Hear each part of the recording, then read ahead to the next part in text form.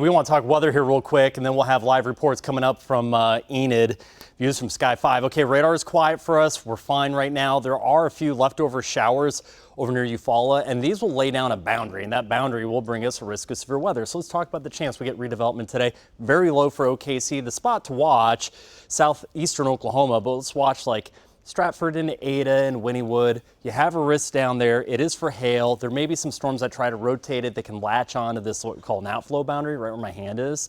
We may have a tornado threat down there. The timing would be late afternoon into the evening. Storms moving away from OKC.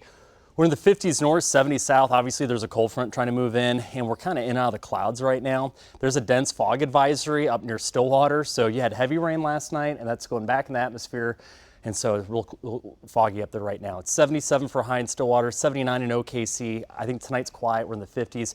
Tomorrow we'll try to warm in the 70s and 80s. That warm air pushing in will trigger showers and thunderstorms as early as 10 a.m. But I'm thinking like between 1 and 5, we're going to have scattered showers and thunderstorms with a risk.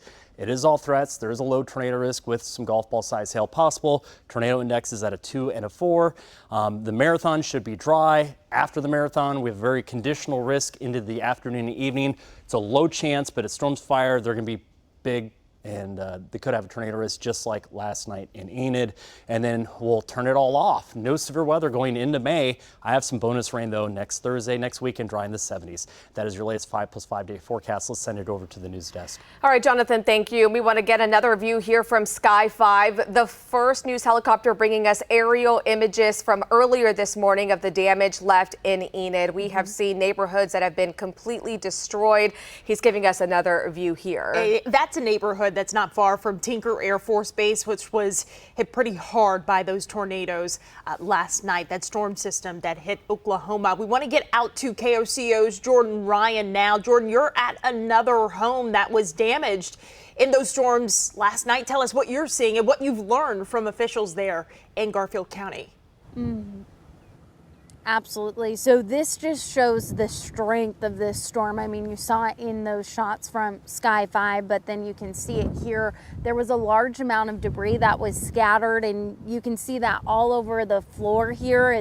The grass here is littered with debris from this home. Now, I did look online, and it does look to me like this home was vacated prior to the storm, and so that makes me feel a little bit better, at least about this home. I don't think that anyone was living here at the time, but we know that there were many homes that were destroyed with people inside them, and so heartbreaking to see that situation. But I'm using this more so as just a way to show you the strength of this storm and how that debris was just picked up and scattered all around. This gives you a better visual of the strength of that tornado. We're going to keep you updated as we do get to talk with officials. I've reached out to the Garfield County Sheriff, and I've also reached out to the governor and other officials, so we're working on getting that information from them to you guys. Live this morning, Jordan Ryan, KOCO 5 News.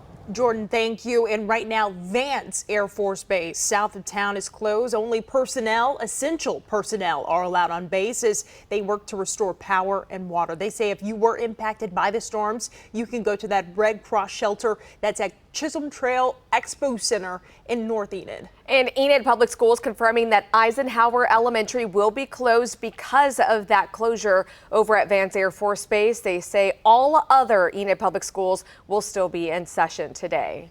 Yeah, we're tracking the power outages too. Eisenhower Elementary is right by Vance Air Force Base. It's inside those gates. If we pull up the map, we can show you there are still outages this morning. 2,100 customers right now, and most of them are on the south side of Enid, just east of 132. The tornado track is actually right here on the south side of Enid. That's what you're seeing there by Highway 81. That's where there's also some outages reported this morning. I've reached out to OG&E hoping to get more updates. Also can tell you the Garfield County Sheriff's Office says their phone lines are down because of the storms last night. You can still call 911 in the case of an emergency there in Garfield County. Alejandra.